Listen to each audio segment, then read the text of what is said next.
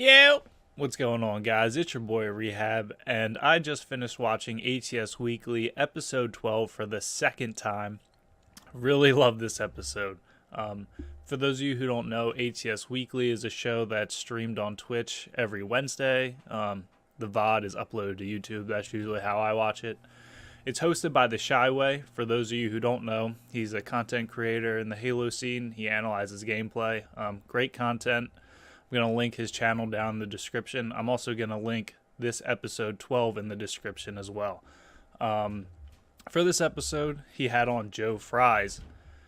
Joe Fries was really big in the Halo scene back in the Halo 1, 2, Halo 3 days. His parents ran the LAN network, where the top teams before the MLG tournaments would come and boot camp in a second house that they leased. So he was very well entwined in the whole Halo scene back in the day. And the topic of this episode is the best Halo team of all time. TOX or Final Boss. And both parties had a lot to say regarding this subject. And just sitting here watching it, man, I'm just sitting here and I'm like, I wish I was a part of this conversation. Like, I have so much to say. And I just feel like, both sides had good arguments. Personally, being a classic Halo fan, I want Joe Fries to win this argument. Like, I'm a Final Boss fan. But, Shyway has some really good points as well. And I just kind of want to comment on certain aspects of the argument and just kind of shed light, share my opinion, and kind of hear what you guys are thinking as well. So, without further ado, let's hop into the first clip.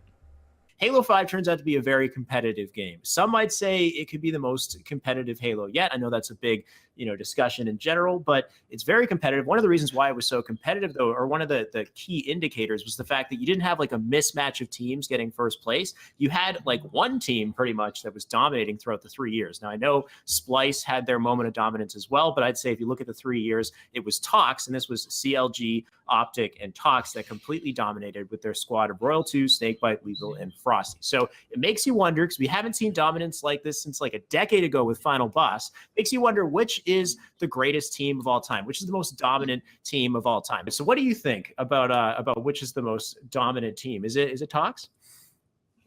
It's absolutely, and let me get real close here, absolutely and 100% not TOX. The MLG Las Vegas Championship 2007, Halo 2. The pinnacle, you could argue, of Halo 2. MLG. These are the teams. Okay. These are the teams that Final Boss had to beat to win the tournament.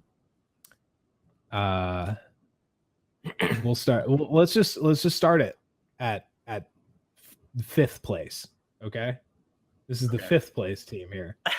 Fear Itself, Hokum, Roy, and Lunchbox on 5K. Wow, fifth place. Damn. Fourth place, Victory X, SK, Nated, Macchio. Solid. Especially for a Halo 2 squad. Very solid Halo 2 team. You got to remember these are Halo 2 tournaments, so you got to take into account Halo 2. This is not a Halo 3 tournament or a Halo 4 tournament. God. Right. Thank God it's definitely not Halo 4. Tournament. We're not touching Halo 4 today. In third place, Straight Rippin', T Squared, Neighbor, Elamite, Legit, one of the best teams of all time. Squad, yeah. Second place, Carbon, also one of the best teams of all time. Shockwave, Gandhi, Ghost, Karma.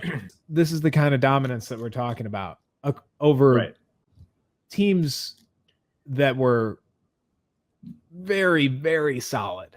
And on the other side, we can't really say the same thing. We got the final Halo 5 tournament, DreamHack Atlanta. TOX Gaming beats Team Reciprocity, which is... You got Sniped Down Nola on there. Ola? Okay. Fair. Who are the other two? That's the thing. It's like, well, they're nobodies to you, but to Halo 5, these are amazing. They're top 10 players in the world. You know what I mean? Like, now, this first clip really just showed the intro of the argument. And the first angle that Joe Fries takes. And honestly, I'm really not a fan of this one. Throughout the entire interview, I think it's pretty apparent that Joe Fries hasn't thoroughly followed the Halo 5 scene. And if you watch the whole thing, you really do get that idea. I don't think he would even really deny that. But I really feel like he's not giving credit to the Halo 5 pros. And Shyway really touches on this, and I completely agree. To him, to Joe Fries, he hears Saiyan, Trippy. He's like, I mean, these are no names to him. He hasn't followed the Halo 5 scene. He hasn't followed the come up of these players. And at the same time, he's giving credit to, Roy and Lunch getting 5th place. At the same time, I feel like you could make the argument that back in the Halo 2 days, were Roy and Lunch the players that they were at the peak of Halo 3? Because that's really where you attribute, I guess, the legacy of Roy and Lunch. You think of the tournaments they won in Halo 3 at the pinnacle of Halo. They ran train through Halo Reach. They won so many tournaments in Halo Reach. Like, you're putting them up on this pedestal, but were they that player in Halo 2 at the time of the MLG Vegas Nationals? I feel like Joe Fries is really just attributing a name to a legacy, and that's not really fair in a sense that he's really just putting them up higher because he knows them. And at the end of the day, you can't really make a one-to-one comparison of Trippy and Saiyan in this Halo 5 tournament to the skill of Ghost Ayame, Karma, Shockwave in this Halo 2 tournament. You're never going to be able to make a one-to-one comparison. And at the end of the day, if you're a Halo 5 fan that's never seen Halo 2, you're probably looking at this like, I watched Saiyan and Trippy destroy. They're great players. And you're telling me some guy named Karma and Shockwave, who are they? Like, there's no way they're as good as Saiyan and Trippy. So you can't really make that comparison. They only go up. They actually only have one win in Halo 3. It's, it's the first Ogre event. 2. And we also have to talk about the composition of players on the team, because that switches up a little bit. You said it was across 3 titles, not to start digging into things, but I would really say it was only across Halo 2, because the actual squad that I think we should be looking at is Ogre 2, Ogre 1, Saiyan, and Walshy, who dominated throughout Halo 2, like, convincingly. And then that switched with Strongside and Saiyan, and they won one Halo 3 event. And then after that, they kind of, they have 7th, 5th, 3rd, 4th, and then separation. So it's really, I'd say Halo 2 is the game that we're looking at as far as their dominance goes. I also think this is a very fair critique from the Shyway. When you think of the legacy of Final Boss, you think of the core of Ogre 1, Ogre 2, and Walshy, and they dominated straight through 3 titles they won the first Halo 3 title, but they dominated Halo 1 and Halo 2. But I think it's fair to say that they're 2 different rosters and swapping out Saiyan for Strongside. Now, you can argue that the only reason they got rid of Saiyan is because he stopped playing. That's, I guess, what I've heard, at least. I didn't really follow MLG that hardcore back then, but if that's the reason, you can say that if Saiyan kept playing, maybe they would have still had the same success. I don't know. But it's fair to state the fact that the roster's changed out. So if you want to make a one-to-one comparison, I feel like you do have to stick to the core of Ogre 1, Ogre 2, Walshy, and Saiyan, and just compare those side to side. So I think that's a fair critique as well. I just wanted to stick that in there, because if you combine the 2 different rosters, then I don't think that's really fair, and also it really adds to the legacy of Final Boss. This is also at a time where, when you think about like legacy and what these guys were up against, I mean, this is also at a time where everybody in the world was playing Halo 2. In the world. I mean, Halo. Think about what console gaming was in 2007, and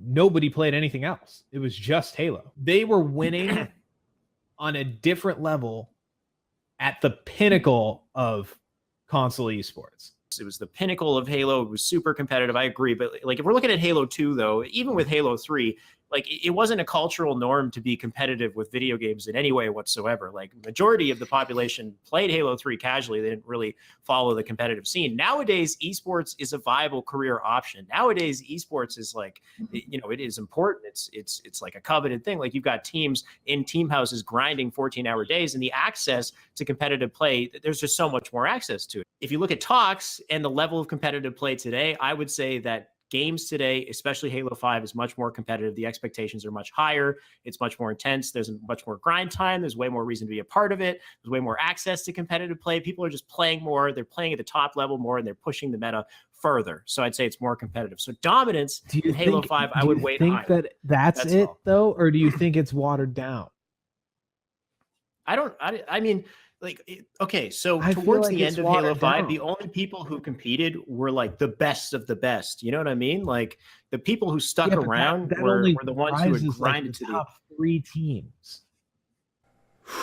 All right, guys, a lot to digest here. So there's two sides of this argument, and there's a little bit of merit to both sides. In Joe Fry's eyes, right, Halo 2 was like the pinnacle of console esports. It started everything. And in that light, like everyone that did competitive console played Halo 2. If you even look at like Call of Duty pros, like Nadeshot, Scumpy, like they'll even say like what got them into competitive gaming? Halo 2 on Xbox. So from his point of view, he's saying that everyone that was into console esports played Halo 2 online. And also, he's saying there were so many more teams trying to compete. I think when Halo 5 launched, they didn't even have open tournaments. They only had like online qualifiers, and then the LAN events were literally like you qualified. You didn't go as an open team and just compete. And once they did open it up, I remember like Snakebite really like tweeting out like, hey, we need to show 343 that we want open events and we need to get as many teams to come out as we can. And I think that was like the biggest Halo 5 open event. It had like 93 teams. In this Halo 2 era, like they were having hundreds of teams. Halo 3 era, hundreds of teams selling out events. They were having like 200 teams. And like in that sense, there were so many more people playing Halo 2, Halo 3. There were so many more people trying to compete at that game. Now, in Shyway's point of view, he's stating that as we've come along, esports has grown. As a whole, esports has grown very big. And there's more people than ever trying to compete, trying to go pro. Just having a competitive mindset when it comes to video games. However, it's hard to say that that means more people are playing Halo, in my point of view. And at the end of the day, I feel like you could argue that, yeah, more people are playing video games competitively, but there aren't that many people playing Halo. The best console players in the world aren't playing Halo. They aren't trying to go pro in Halo. They're playing Call of Duty, really. I mean, just look at like how much hype is behind Black Ops 4 right now. They're selling out their team passes, like viewership. Last night, winners bracket round 1, they almost had 100,000 viewers. It was like 98,000. And obviously, Call of Duty's bigger. It's on every console. Like Halo's an exclusive. But the point is that, yeah, more people are into esports, but less people are competing in Halo. The best players in the world on console aren't playing Halo.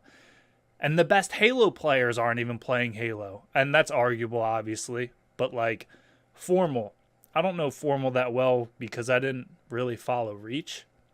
But, I mean, a lot of people say, like, he was a phenomenal Halo player. And I've played against him in Halo 5. He still destroys me. Obviously, he's a professional caliber gamer. But, like, he left Halo. He's not coming back. He thought about it. Like I believe he wanted to compete in Call of Duty and Halo. Obviously, that was never going to work out. So he's stuck with Call of Duty. Enable was a Halo pro, left to play Call of Duty. Now, Frosty, he was the best Halo 5 pro, leaving to play Call of Duty. Like, Do you think he's going to come back to Halo for Infinite? I mean, it's unless he fails miserably in Call of Duty, which I really doubt because he's a phenomenal gamer in general, the best Halo player, voted the best player throughout the whole life of the game. Like, he's probably not going to come back to Halo. The best Halo players aren't even playing Halo, so like I think it's hard to argue that the best console players are playing Halo. And with team counts, like the argument that Joe Fries makes is it was a dogfight to get into like top 32, top 16. I believe top 16 was considered pro in the Halo 2 days, if I'm not mistaken. And in Halo 5, if you win one round, you're top 32 because there's like 50 teams at these open events. So like in that sense, I think it's fair to say that the best gamers aren't playing Halo. At the same time, I definitely think that as we grow in an industry, that more people are taking it seriously and gamers on average are better. For example, like people that grew up in the Jordan age are never going to say that LeBron was a better player. People that grow up in the LeBron age are never going to say that Jordan's better.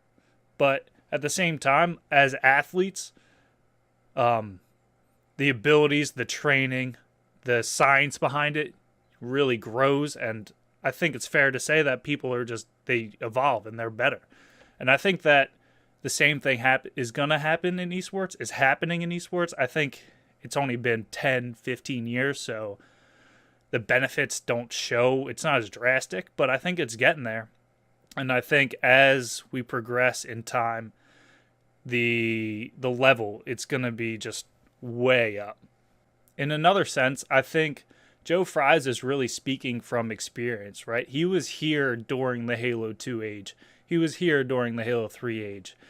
And social media, Twitch, everything wasn't really there. So we're just going by word of mouth. He's saying, you know, these guys took it as serious. We're still playing 10, 12 hours a day. They took it as a full-time job, even though they weren't getting paid that way. And he saw that firsthand. He knew how serious they were taking it. And we don't have any, you know, Twitch VODs or YouTube videos of them just playing every day, streaming. We don't see them play every day.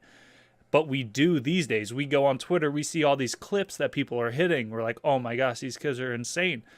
And it's hard to really, we don't really understand it in a sense where like we weren't there. So we're just word of mouth. We're like, nowadays we see it. It's hard because age is probably a factor in this as well. Like a lot of these pros coming into Halo 5, they retired on Halo 5. They stopped. They're like, Halo 5 was too much. And I don't know if that's like an age thing as well, but it was interesting having like Roy come back and play Halo 3. And one of the things I remember him saying on his stream is he's like, guys, you know, Halo 5, it was just too much for me. I just couldn't with Halo 5. So Halo 3's back and now we can hype up Halo 3 and he's getting all excited again. He's on his stream. But he actually had that one segue where he's like, Halo 5 was just too much. So, you know, it makes me wonder, a lot of these pros who are amazing at these games, apparently Halo 5 was too much, you know, like the abilities, there was just too much of a skill gap to kind of adapt to get into, or maybe it's like also a reluctancy to get into it as well. Yeah, like the age is a thing. But I think a big thing is like they have these preconceived notions of what makes Halo Halo, and I completely understand that Halo 3, that Halo and Halo 5, they're completely different games. Like it's totally different. So if you have this like kind of idea of what Halo should be, and you see Halo 5 and decide that it's not Halo, then you're going to be more reluctant to try to learn those mechanics and adapt and build that skill set. I think that's something that you're seeing with a lot of the classic pros as well, as they don't take the time, like somebody like Shotzi, who's in those maps every day, just grinding every single jump and movement and nuance, and then you see it come to play, and he's like a legend when he plays, right? So there's a lot of time and energy that you need for that, and a lot of these pros, older pros, didn't want to take that time, or they couldn't take that time, or whatever it was. You know, and Halo 5 was just too much. The issue is a couple things. One is that, yeah, I mean, as you get older, you just don't want to press all those buttons. So you could move like halfway across the map in a quarter of a set. It's just like, it's too much. That's there's Roy's quote right there. It's too much for me, man. There's just too much. Just too much. Too much jumping around, too much flying, too much explosive, advanced movement. And it's interesting. A lot of the best players in every Halo game had to bite the bullet. They're like, it's too much. Halo 5 is. They took their exit. It's they different. bowed out. Shotzi's a maniac. He's a freak. He doesn't make any sense. I'm gonna let him have it. Kid's a freak, man. I can't tell you how much I hate this argument that like the old Halo pros can't hang, or even just like the preconceived notion that once you're like 25, 26, you're too old and you lose your edge in competitive gaming. That makes no sense to me. Look at like professional sports. Like when you're 27, 28 is when you reach your peak physical performance. And you have all that experience. Like your mind's running on all cylinders. Your body is running on all cylinders. Like you don't turn 25 and lose your ability to play video games. You don't lose your hand-eye coordination, your reaction time. You're not 60. You're 25. Like it doesn't work like that. Literally, like this is my complete, I have no experience as a competitive professional gamer. Here is my 100% valid opinion. All right. Like when you start getting up there in age, unless you're making hundreds of thousands, millions of dollars, money where you're like, this is setting me up for the rest of my life. If you're just making money where you're like getting by, you're like, oh yeah, I can do this. This is letting me live my life. Like as you get older, it's hard to justify being a professional gamer. Just like we've taken strides as a society, like normalization of professional video gaming and esports, but like when you're 27, like bill to bill, like just paying your bills, not really saving too much, like you're not making that much money, especially in Halo. Like these Halo pros ain't making Call of Duty money, all right? Like they're not making enough money to justify like, yeah, I spend 10, 12 hours a day playing video games, right? Like, and that just starts planting doubts, in my opinion, at least, right? And that combined with the fact that, yeah, like Shyway says, they have, like, the older pros have preconceived notions on what's Halo. They have this idea of setups, timed pushes, like structural. And then Halo 5 comes along and it's more hold forward, sprint, move around the map quick. Like there's a lot that goes on and it's just way different from what they're used to. So I think that really puts them back in a sense that like in H2A, for example, like they played a lot of Halo 2. They know what classic Halo is. Like they already know in a sense how to play. They have all that experience. Like they're already ahead of the game, or maybe they don't have to put in as much time to stay at the top. When a new game comes and the game is way different, they need to put in as much time, more time, just to stay on top, to keep that edge above people. And the issue is that if you don't like the game, like I think it's fair to say that Ogre 2, Roy, Flamesword, Maniac, these people that like were old Halo pros, lost their edge, retired, they didn't like this game. And like, it blows my mind when people are like, yeah, dude, he's washed. Like, you're telling me that Ogre 2, if he got Halo 5 and was like, this is the best Halo game since Halo 1, I love this game, you're telling me he wouldn't have been the best player in the world, one of the best players in the world? Like, even, like, most of the pros, like Shotzi, he moves around the map like no one else. No one can do what he does. And I think in a game where everyone loved the game, these pros where you see Ogre 2, like, they would have mastered spring jumping the same way Shotzi does. And, like, the will behind it, the motivation, and it's just, like, it wasn't there for these older Halo pros. And I just hate that it's, like, preconceived, like they're washed or they couldn't keep up. Like, yeah, they couldn't keep up, but I just think it has to be because they didn't want to keep up. Like, they're not losing their ability, their coordination. Like, they just don't like the game, which is fine. Like, if that's the route they want to take, they didn't want to put in the effort, the time it takes. But I don't think it's a loss of ability. And it just, like, it's annoying, in my opinion, when people are like, oh yeah, they just couldn't do it. Like, they didn't want to do it. That's my opinion, obviously completely valid, having never been a professional gamer.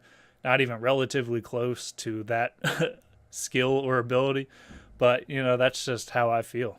This is so important. But with Halo 5, it's a much faster paced game. You've got dynamic spawns that are way more difficult to keep track of. You're constantly moving and rotating, and you have to keep tabs on your teammates and where they are at all times. And you're constantly in communication with a team, with a game at that type of pace. Like, I don't think that would be possible in something like Classic Halo, but in Classic Halo, or in, Halo 3, Halo 2, when the game was, I guess, a little easier to understand from a macro perspective, then individual skill was more apparent, and they could just kind of rip through people by being individually talented. They didn't necessarily need that communication. So today, what's required from teams to be the best teams, there's so much more that's required because the game moves so much more quickly. There's so much more they have to think of from a macro perspective, I think, well, I think that the game, I mean, I'm definitely surprised there's was so many was H5 slower. fans in this comment section. I thought I was going to get ripped apart. Are you seeing this comment section? 2018. You're on a nostalgia chip right now. The game was definitely slower from a movement perspective, but it was also much more cerebral. So it was easier for people to understand and play without as much communication because the game was consistent. I honestly think the issue is the consistency with the game. If it was more linear like Halo 2, where it was easier to digest, and not saying that they didn't have it down, but like there's still so many moving parts that you're going to make mistakes. And when the game's slower, you have the option to really not make mistakes. Like, you're going to make them, but you can really minimize the amount of mistakes that you make. And that's why they became so dominant, is because they were that good and they had the game down. To understand. Yeah, but I mean, it was easier for everybody to understand, everybody's on the same playing field, but they had mastered that to the point where it was impossible to beat them. You could not, as opposed to Halo 5, where the system is so hard to understand. All right, so this is the last thing I want to touch on, because this is like an hour-and-a-half podcast. I really suggest you watch the entire thing because it's really interesting. But they go on to talk about the competitiveness of the game, comparing the spawns, stating, Halo 2 is harder to understand, Halo 5 is more complex, and there's a lot that goes into it. I want to first start by saying that Halo 5, as a whole, might have been arguably the least competitive settings. Whether or not you think that Halo 5 is the most competitive game overall, it took 2 years before they got like decent competitive settings. Like, the first year, we had storm rifles that would destroy you. We had splinter grenades. You spawned with an AR. You had radar. That was the entire first year, the first World Championship. After that, they got rid of splinter grenades. They got rid of storm rifles. But we're still playing with ARs and radar. Like, that is a huge knock to the competitiveness of a game when you can just crouch in a corner, you see a little red dot on your radar, walk by, and you just get to spray them down with an AR. Like, that takes away your ability to, your awareness. You don't need as much awareness, and it just changes the game completely, right? It took till the third year before we got rid of ARs and they changed the motion sensor to abilities only. Another knock against TOX is, all right, like, Shyway wants to talk about how, Halo 2 less competitive because Final Boss stopped scrimming. But at the same time, you can make the same argument for Splice. They're known for not scrimming, not practicing, right? They practiced. They did 2v2s against each other and never played Force. They rarely played in the 2Ks. Their whole shtick was, we don't practice, right? And they came in and smacked TOX around for 4 events, and that's nothing against TOX. Like, Splice did to TOX what TOX did to everyone else. When Halo 5 started, TOX, everyone played Halo like it was a classic Halo. TOX formed and they changed the game. They were up in your face. They were causing split spawns, really just picking people out. And that's why when they formed, they were 13-0ing everyone in scrims. Like, they almost never lost a map, right?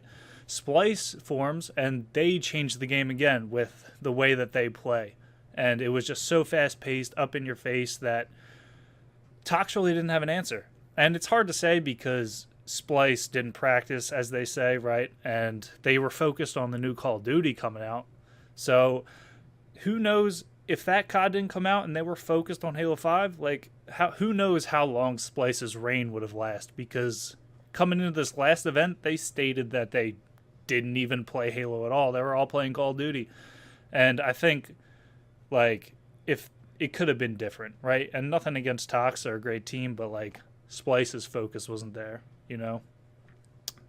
Hats off to TOX for being the team that was disciplined and focused, but Splice came in and without practicing was dominating everyone, right? They were in Final Boss's shoes where we were so good we didn't need to practice, right?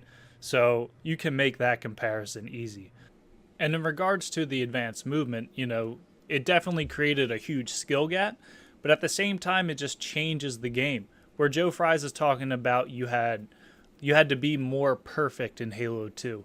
You have less room for mistakes. With advanced movement, your life doesn't matter as much. Like, you're so fast back into it that, like, you die and you're right back there.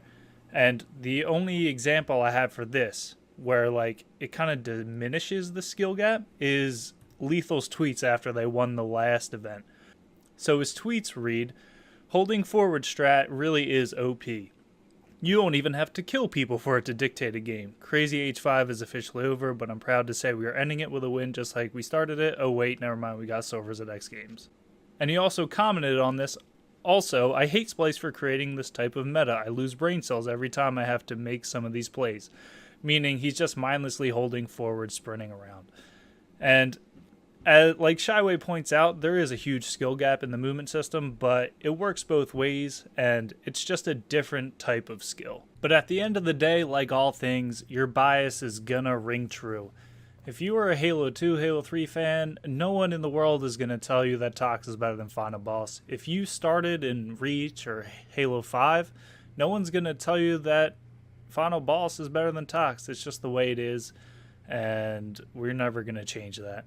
But I hope you guys enjoyed this discussion. I know it's kind of long, but I had a lot of thoughts when it came to this podcast. I really do suggest you watch the entire thing, and I want to hear what you guys think. Do you agree with what I have to say, or do you think I'm an idiot? Because I'm sure there's plenty of you that do.